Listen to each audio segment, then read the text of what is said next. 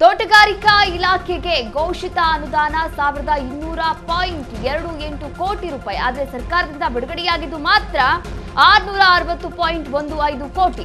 ಇನ್ನು 540.13 ಕೋಟಿ ಅನುದಾನ ಬಾಕಿ ಉಳಿಸಿಕೊಂಡಿದೆ ರಾಜ್ಯ ಸರ್ಕಾರ. ಇನ್ನು ಕೌಶಲ್ಯಾಭಿವೃದ್ಧಿ ಇಲಾಖೆಗೆ ಘೋಷಿತ ಅನುದಾನ 2070.4 ಕೋಟಿ. ಆದರೆ ಕಾಂಗ್ರೆಸ್ ಸರ್ಕಾರ ಬಿಡುಗಡೆ ಮಾಡಿದ್ದು ಕೇವಲ 1013.79 ಕೋಟಿ. ಇನ್ನು 1056.25 ಕೋಟಿ ಅನುದಾನ ಬಾಕಿ ಇರುವಂತದ್ದು. ಒಟ್ಟಾರೆಯಾಗಿ ತೋಟಗಾರಿಕಾ ಇಲಾಖೆಗೆ 1200.28 ಕೋಟಿ ರೂಪಾಯಿ ಅನುದಾನ ಬಿಡುಗಡೆಯಾದ್ರೆ ಅನುದಾನವನ್ನ ಘೋಷಣೆ ಮಾಡಿದ್ರೆ ಆದ್ರೆ ಬಿಡುಗಡೆಯಾಗಿರೋದು ಮಾತ್ರ ಕೇವಲ ಅರ್ಧಕ್ಕೆ ಅರ್ಧದಷ್ಟು ಅಂತಾನೆ ಹೇಳ್ಬೋದು ಸರ್. ಇನ್ನು ತೋಟಗಾರಿಕಾ ಇಲಾಖೆಯ ಬಗ್ಗೆ ಹೇಳೋದಾದ್ರೆ ಒಂದು ತೋಟಗಾರಿಕೆ ಇಲಾಖೆ ಅಂತ ಬಂದಾಗ ಅನೇಕ ರೀತಿಯ ಯೋಜನೆಗಳಿದು ತೋಟಗಾರಿಕೆ ಇಲಾಖೆಯಲ್ಲೂ ಇದೆ. ಆದರೆ ಇತ್ತೀಚೆಗೆ ಒಂದಷ್ಟು ಜನರ ಗಮನ ಸೆಳೆಯುವಂಥದ್ದಾಗಿರ್ಬೋದು ಅಥವಾ ಜನರಿಗೆ ತೋಟಗಾರಿಕೆ ಇಲಾಖೆ ಅಂತಂದು ಹೇಳಿದ್ರೆ ವಿಶೇಷವಾಗಿ ಕರಾವಳಿ, ಈ ಚಿಕ್ಕಮಗಳೂರು ಆ ಭಾಗದಲ್ಲಿ ಅಂತವನ್ನ ತೆಗೆದುಕೊಂಡಂಥ ಸಂದರ್ಭದಲ್ಲಿ ಅಲ್ಲಿ ಅಡಿಕೆ ಬೆಳೆಗಾರರ ಸಮಸ್ಯೆ ಸಾಕಷ್ಟಿದೆ.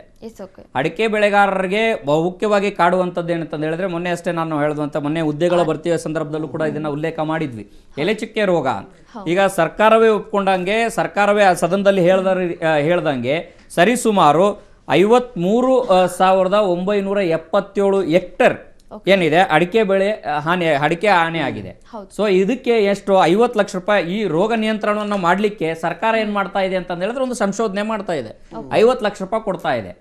ಒಂದು ಸಂಶೋಧನೆ ಮಾಡುವಂತ ಸಂದರ್ಭದಲ್ಲಿ 50 ಲಕ್ಷ ರೂಪಾಯಿ ಎಷ್ಟರ ಮಟ್ಟಿಗೆ ಕೆಲಸ ಆಗತ್ತೆ?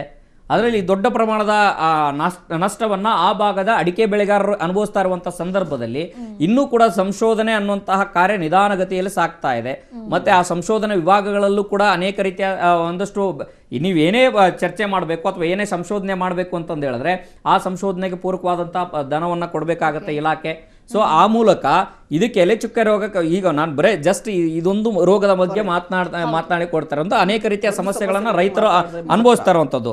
ಇದರಲ್ಲಿ ಈಗಾಗಲೇ ವಿಶ್ವವಿದ್ಯಾಲಯ ಆ ರೋಗವನ್ನ ನಿಯಂತ್ರಣ ಮಾಡ್ಲಿಕ್ಕೆ ಏನ್ ಬೇಕು ಅನ್ನುವಂಥ ಎಲ್ಲಾ ರೀತಿ ಮಾಡ್ತಾರೆ ಅಂತ. ಆದ್ರೆ ಸರ್ಕಾರ ಈಗ ಸ್ವತಃ ಸಚಿವರೇ ಹೇಳದಂಗೆನೆ ಕೇಂದ್ರ ಸರ್ಕಾರಕ್ಕೆ ಪ್ರಸ್ತಾವನೆ ಸಲ್ಲಿಸಿದೆ. ಎಷ್ಟರ ಮಟ್ಟಿಗೆ 225.73 ಕೋಟಿ ರೂಪಾಯಿಗೆ ಕೇಂದ್ರ ಸರ್ಕಾರಕ್ಕೆ ಪ್ರಸ್ತಾವನೆ ಸಲ್ಲಿಸಿದೆ. ಒಂದು ಕಡೆಗೆ ಇಷ್ಟು ಪ್ರಮಾಣದಲ್ಲಿ ನೀವು ಕೇಂದ್ರ ಸರ್ಕಾರಕ್ಕೆ ಪ್ರಸ್ತಾವನೆ ಸಲ್ಲಿಸ್ತೀರಿ, ಮತ್ತೊಂದು ಕಡೆಗೆ ರಾಜ್ಯ ಸರ್ಕಾರದ್ದು ಕೇಂದ್ರ ಸರ್ಕಾರದ್ದು ಮತ್ತು ಸಹಭಾಗಿತ್ವದಲ್ಲಿ ಏನು ಕೆಲಸಗಳನ್ನು ಮಾಡಬೇಕು ಅದನ್ನು ಮಾಡಬೇಕಾದ್ರೆ ರಾಜ್ಯ ಸರ್ಕಾರವೇ ಎಷ್ಟು ದೊಡ್ಡ ಪ್ರಮಾಣದಲ್ಲಿ ಬಾಕಿ ಉಳಿಸ್ಕೊಂಡಿರೋದ್ರಿಂದ ತೋಟಗಾರಿಕೆ ಇಲಾಖೆಗೂ ಕೂಡ ಒಂದಷ್ಟು ಒತ್ತಡಗಳಾಗಬಹುದು. ಮತ್ತೆ ನೇರವಾಗಿ ಅದನ್ನು ಅಡಿಕೆ ಬೆಳೆಗಾರರು ಸೇರಿದಂತೆ ಆಯಾ ಇಲಾಖೆಗೆ ಸಂಬಂಧಪಟ್ಟಂತಹ ಒಂದಷ್ಟು ಆ ಇಲಾಖೆ ವ್ಯಾಪ್ತಿಯಲ್ಲಿ ಬರುವಂತಹ ಜನರಿಗೂ ಕೂಡ ಅದು ಸಮಸ್ಯೆ ಆಗುತ್ತೆ. ಇದು ಕೇವಲ ಒಂದು ಸಮಸ್ಯೆ, ಇಲಾಖೆ ಒಂದು ಸಮಸ್ಯೆ ಅಂತ ಕಾಣಿಸ್ಬೋದು. ಆ ಇಲಾಖೆಯ ಅಧೀನದಲ್ಲಿ ಬರುವಂತಹ ಅನೇಕ ಜನರು, ಅನೇಕ ಜನ ಸಿಬ್ಬಂದಿಗಳಾಗಿರ್ಬೋದು, ಮತ್ತೆ ಆ ಕ್ಷೇತ್ರಗಳ ವಿಧಾನಸಭಾ ಕ್ಷೇತ್ರಗಳಲ್ಲಾಗಿರ್ಬೋದು, ಮತ್ತು ಆ ವಿಧಾನಸಭಾ ಕ್ಷೇತ್ರಗಳ ವ್ಯಾಪ್ತಿಯಲ್ಲಿ ಬರುವಂತಹ ಜನರಿಗೆ ನೇರವಾಗಿ ಹೊಡೆತ ಬೀಳುತ್ತೆ. ಆ ಕಾರಣಕ್ಕಾಗಿ ತೋಟಗಾರಿಕೆ ಇಲಾಖೆನೂ ಕೂಡ ಇಂಪಾರ್ಟೆಂಟ್ ಆಗುತ್ತೆ. ಇನ್ನು ಮುಖ್ಯವಾಗಿ ಕೌಶಲ್ಯ ಅಭಿವೃದ್ಧಿ ಇಲಾಖೆಗೆ ಸಂಬಂಧಪಟ್ಟಂತೆ ನೋಡೋದಾದ್ರೆ ರಾಜ್ಯ ಸರ್ಕಾರ ಘೋಷಣೆ ಮಾಡಿದ್ದು ಸಿಎಂ ಸಿದ್ದರಾಮಯ್ಯ ಬಜೆಟ್ನಲ್ಲಿ 2070.04 ಕೋಟಿ, ರಿಲೀಸ್ ಮಾಡಿರುವಂಥದ್ದು 1013 ಕೋಟಿ, ಬಾಕಿ ಉಳಿಸ್ಕೊಂಡಿರುವಂಥದ್ದು ಆಲ್ಮೋಸ್ಟ್ 1000 ಕೋಟಿ ಬಾಕಿ ಉಳಿಸ್ಕೊಂಡಿದೆ. ದುರ್ಗದ್ ನಾವು ಮಾತನಾಡ್ತಾ ಇದ್ವಿ ಕಳೆದ ಬಾರಿ ಕೂಡ ಕೌಶಲ್ಯ ಅಭಿವೃದ್ಧಿ ಅಂತ ಹೇಳಿದ್ರೆ ಯುವಕರಿಗೆ ಮತ್ತು ಯುವತಿಯರಿಗೆ ಮುಖ್ಯವಾಗಿ ಅವರ ಕೌಶಲ್ಯ ಅಭಿವೃದ್ಧಿ ಮಾಡಲಿಕ್ಕೋಸ್ಕರ ಒಂದಿಷ್ಟು ಯೋಜನೆಗಳನ್ನು ಹಮ್ಮಿಕೊಳ್ತಾರೆ. ಇದು ಕೇವಲ ರಾಜ್ಯ ಸರ್ಕಾರ ಕೂಡ ಮಾಡಲ್ಲ, ಕೇಂದ್ರ ಸರ್ಕಾರ ಕೂಡ ಒಂದಿಷ್ಟು ಅನುದಾನವನ್ನು ಕೊಟ್ಟಿರುತ್ತೆ. ಬಟ್ ಇಲ್ಲಿ ಯುವತಿಯರನ್ನ ಗಮನದಲ್ಲಿ ಇಟ್ಕೊಂಡು ಮಾತನಾಡೋದಾದ್ರೆ ಕೇವಲ ಯುವ ನಿಧಿಯನ್ನು ಕೊಡ್ತೀವಿ ಅಂತ ಹೇಳಿ ಒಂದಿಷ್ಟು ಸಬೂಬನ್ನು ಕೊಡುವಂಥದ್ದು. ಬಟ್ ಅವರ ಕೌಶಲ್ಯ ಅಭಿವೃದ್ಧಿ ಎಷ್ಟು ಇಂಪಾರ್ಟೆಂಟ್ ಆಗುತ್ತೆ, ತುಂಬಾ ಇಂಪಾರ್ಟೆಂಟ್ ಆಗಿರುವಂಥದ್ದು ಕೌಶಲ್ಯ ಅಭಿವೃದ್ಧಿಗೆ, ಅದಕ್ಕೆ ಹಣವನ್ನು ಕಡಿಮೆ ಕೊಡ್ತಾ ಇದ್ದಾರೆ ಅಂತ. ಖಂಡಿತ ಕೌಶಲ್ಯ ಅಭಿವೃದ್ಧಿ ಈಗ ಪ್ರತಿಯೊಬ್ಬ ಉದ್ಯೋಗಿಗೂ ಕೂಡ ತನ್ನ ಕೌಶಲ್ಯ ಮುಖ್ಯವಾಗುತ್ತೆ. ಯಾಕೆಂತಂದು ಹೇಳಿದ್ರೆ ಶಾಲಾ ದಿನಗಳಲ್ಲಿ, ಕಾಲೇಜು ದಿನಗಳಲ್ಲಿ ಓದುವಂಥದ್ದು ಬೇರೆ, ಮತ್ತೆ ಅಲ್ಟಿಮೇಟ್ ಆಗಿ ಕೆಲಸದ ಸಂದರ್ಭದಲ್ಲಿ ಬಂದಂಥ ಸಂದರ್ಭದಲ್ಲಿ ನಾವೆಲ್ಲರೂ ಕೂಡ ಎಷ್ಟು ಮಟ್ಟಿಗೆ ಟ್ಯಾಲೆಂಟ್ ಇದೆ ಏನು ಅನ್ನುವಂಥದ್ದು ಕೂಡ ಒಂದಷ್ಟು ಪ್ರಶ್ನೆಗಳು ಬರ್ತವೆ. ಆದರೆ ಸರ್ಕಾರ ಈ ಕಾರಣಕ್ಕಾಗಿ ಜನರಿಗೆ ಜಾಗತಿಕ ಮಟ್ಟದಲ್ಲಿ ಒಂದಷ್ಟು ನಾವು ಪೈಪೋಟಿಯನ್ನು ನಡೆಸಬಹುದು. ರಾಜ್ಯಕ್ಕೆ ಸಂಬಂಧಪಟ್ಟಂಥ ಸಂದರ್ಭದಲ್ಲಿ ಅಂತಾರಾಜ್ಯದ ಮಟ್ಟದಲ್ಲಿ ಒಂದಷ್ಟು ನಾವು ಪೈಪೋಟಿಗಳನ್ನು ನಡೆಸಬೇಕಾಗತ್ತೆ. ಆ ಪೈಪೋಟಿಗಳನ್ನು ನಡೆಸಬೇಕಂತಂದು ಹೇಳಿದ್ರೆ ಕೌಶಲ್ಯ ಅತಿ ಮುಖ್ಯವಾಗಿರುತ್ತೆ. ಈಗಾಗಲೇ ಸರ್ಕಾರ ವಿವಿಧ ರೀತಿಯಲ್ಲಿ ಕೌಶಲ್ಯಗಳನ್ನು ಅಭಿವೃದ್ಧಿಪಡಿಸಲಿಕ್ಕೆ ಅನೇಕ ತರಬೇತಿಗಳನ್ನು ಮಾಡ್ತಾ ಇದೆ. ವಿವಿಧ ಇಲಾಖೆಯ ಅಧೀನದಲ್ಲಿ ತರಬೇತಿಗಳನ್ನು ಕೊಡುವಂಥ ಕೆಲಸಗಳನ್ನು ಸರ್ಕಾರ ಮಾಡ್ತಾ ಇದೆ.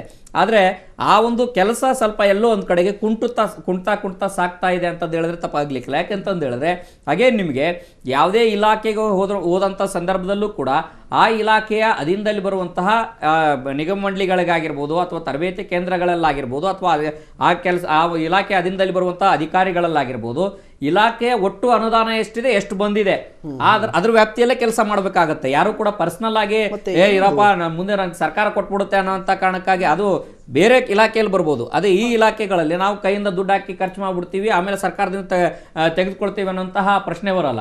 ಹಾಗಾಗಿ ಇರುವಂತಹ ಇಲಾಖೆ ಅನುದಾನದಲ್ಲೇ ಕೆಲಸ ಮಾಡುವಂತಹ ಪರಿಸ್ಥಿತಿ ಇರುವಂತಹ ಕಾರಣಕ್ಕಾಗಿ ನೀವು ಘೋಷಣೆ ಮಾಡಿರುವಂತಹ ಅನುದಾನವನ್ನೇ ದೊಡ್ಡ ಪ್ರಮಾಣದಲ್ಲಿ ಏನು ಮಾಡಿಲ್ಲ. ಮೊದಲನೇದಾಗಿ ನೀವೇನು ದೊಡ್ಡ ಪ್ರಮಾಣದಲ್ಲಿ ಏನು ಮಾಡಿಲ್ಲ, ಆದರೆ ಇರುವಂತಹ ಕಡಿಮೆ ಪ್ರಮಾಣದ್ದೇ ಇನ್ನೂ ಕೂಡ ಕೊಟ್ಟಿಲ್ಲ ಅನ್ನುವಂಥದ್ದಾದ್ರೆ ನೀವು ಯಾವಾಗ ಕೊಡ್ತೀರಿ?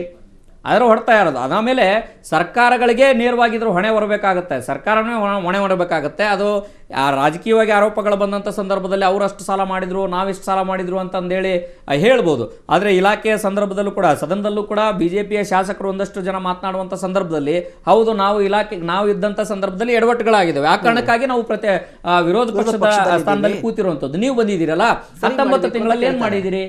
ಆ 19 ತಿಂಗಳಲ್ಲಿ ಏನ್ ಮಾಡಿದಾರೆ ಅಂತ ಸಹಜವಾದಂತ ಪ್ರಶ್ನೆಗಳನ್ನ ಮಾಡ್ತಾ ಇದ್ದಾರೆ. ಸೊ ಜನರು ಈಗ ಪ್ರಶ್ನೆ ಮಾಡ್ಬೇಕಂತ ಹೇಳಿದ್ರೆ ಯಾವಾಗ ಜನಪ್ರತಿನಿಧಿಗಳ ಮೇಲೆ ಜನರು ಯಾವಾಗ ಒತ್ತಡ ಹಾಕ್ತಾರೆ ಅವಾಗ ಸಹಜವಾಗಿನೇ ಆ ಶಾಸಕರು ಬಂದು ಸಚಿವರ ಮೇಲೆ ಒತ್ತಡ ಹಾಕ್ತಾರೆ. ಸಚಿವರು ಶಾಸಕರು ಹೋಗಿ ಸಿಎಂ ಸರ್ಕಾರದ ಮೇಲೆ ಒತ್ತಡ ಹಾಕುವಂತ ಕೆಲಸವನ್ನ ಮಾಡ್ತಾರೆ. ಸೊ ಹಾಗಾಗಿ ಪ್ರತಿಯೊಂದು ಇಲಾಖೆಗೂ ಕೂಡ ಅದರದೇ ಆದಂತ ಮಹತ್ವವನ್ನ ಇದೆ. ಆ ಒಂದು ಇಲಾಖೆಗೂ ಕೂಡ ಅನುದಾನವನ್ನ ಕೊಡಬೇಕಾಗಿತ್ತು ಅನ್ನುವಂಥದ್ದು. ವೀಕ್ಷಕರೇ, ಇನ್ನು ಮುಂದಿನ ಇಲಾಖೆಗೆ ಹೋಗೋದಾದ್ರೆ ಮುಂದಿನ ಇಲಾಖೆ ಇರುವಂಥದ್ದು ಪಶು ಸಂಗೋಪನೆ. ಈಗಾಗಲೇ ಮಾತನಾಡಿರುವಂಥದ್ದು ತೋಟಗಾರಿಕೆ ಇಲಾಖೆ ಮತ್ತು ಕೌಶಲಾಭಿವೃದ್ಧಿ ಇಲಾಖೆ ಮಾಡಿದ್ವಿ. ಮುಂದಿನ ಇಲಾಖೆ ಪಶು ಸಂಗೋಪನೆ ಇಲಾಖೆ. ಘೋಷಣೆ ಮಾಡಿದ್ದು ಸಿಎಂ ಸಿದ್ದರಾಮಯ್ಯನವರು 2951.56 ಕೋಟಿ ರೂಪಾಯಿ. ಬಟ್ ರಿಲೀಸ್ ಮಾಡಿದ ಎಷ್ಟ್ರಿ ಅಂತ ಹೇಳಿದ್ರೆ 2010 ಕೋಟಿ ರೂಪಾಯಿ ರಿಲೀಸ್ ಮಾಡಿದ್ದಾರೆ. ಬಾಕಿ ಉಳಿಸ್ಕೊಂಡಿರುವಂಥದ್ದು 941.47 ಕೋಟಿ ಬಾಕಿ ಉಳಿಸ್ಕೊಂಡಿದೆ. ಇನ್ನು ಪ್ರವಾಸೋದ್ಯಮ ಇಲಾಖೆಗೆ ಹೆಚ್ಚೇನು ಘೋಷಣೆ ಮಾಡಿಲ್ಲ. 240.70 ಕೋಟಿ ಘೋಷಣೆ ಮಾಡಿದ್ರು, ರಿಲೀಸ್ ಮಾಡಿದ್ದು 150 ಕೋಟಿ, ಆಲ್ಮೋಸ್ಟ್ 152 ಕೋಟಿ ರಿಲೀಸ್ ಮಾಡಿದ್ದು. ಬಾಕಿ ಉಳಿಸ್ಕೊಂಡಿರುವಂಥದ್ದು 87 ಕೋಟಿ ರೂಪಾಯಿ ಬಾಕಿ ಉಳಿಸ್ಕೊಂಡಿದೆ. ಪಶು ಸಂಗೋಪನೆ ಇಲಾಖೆಗೆ ಸಂಬಂಧಪಟ್ಟಂತೆ ಸಿದ್ದರಾಮಯ್ಯನವರು ಒಂದಿಷ್ಟು ಮುತುವರ್ಜಿಯನ್ನು ವಹಿಸ್ತಾರೆ ಗ್ರಾಮೀಣ ಪ್ರದೇಶದಲ್ಲಿ. ಜೊತೆಗೆ ಪಶು ಸಂಗೋಪನಾ ಇಲಾಖೆ ಅಂದರೆ ನೇರವಾಗಿ ಜನರ ಜೊತೆ 1-to-1 ಇರುವಂಥ ಇಲಾಖೆ. ನೇರವಾಗಿ ಜನರು ಬಂದು ಪ್ರಾಬ್ಲಮ್ಸನ್ನು ಹೇಳ್ಕೊಡ್ತಾರೆ, ಸಮಸ್ಯೆಗಳನ್ನು ಹೇಳ್ಕೊಡ್ತಾರೆ. ಹೀಗಾಗಿ ಒಂದಿಷ್ಟು ಜಾಸ್ತಿ ಜವಾಬ್ದಾರಿ ಇರುತ್ತೆ ಈ ಇಲಾಖೆಗೆ ಸಂಬಂಧಪಟ್ಟಂತೆ. ಇದಕ್ಕೆ ಸಿದ್ದರಾಮಯ್ಯವರು ಘೋಷಣೆ ಮಾಡಿದ್ದು ಬಜೆಟ್ನ ಸಂದರ್ಭದಲ್ಲಿ ಘೋಷಣೆ ಮಾಡಿದ್ದೆಷ್ಟು ಅಂತ ಹೇಳಿದ್ರೆ 2951.56 ಕೋಟಿ ರೂಪಾಯಿ. ಬಿಡುಗಡೆ ಆಗಿದ್ದಷ್ಟು ಅಂತ ಹೇಳಿದ್ರೆ 2010.09 ಕೋಟಿ ರೂಪಾಯಿ. ಇನ್ನು ಬಾಕಿ ಉಳಿದಿರುವಂಥದ್ದು 941.47 ಕೋಟಿ ಬಾಕಿ ಉಳಿಸ್ಕೊಂಡಿದ್ದಾರೆ. ಈ ಪಶು ಸಂಗೋಪನಾ ಇಲಾಖೆಗೆ ಸಂಬಂಧಪಟ್ಟಂತೆ ದುರ್ಗದ್ ನಾವು ಲಾಸ್ಟ್ ಟೈಮ್ ಕೂಡ ಮಾತನಾಡ್ತಾ ಇದ್ವಿ, ಒಂದಿಷ್ಟು ಇಲಾಖೆಗಳು ನೇರವಾಗಿ ಜನರ ಜೊತೆ ಮಿಂಗಲ್ ಆಗಿರ್ತಾರೆ ಅಂತ ಹೇಳಿ.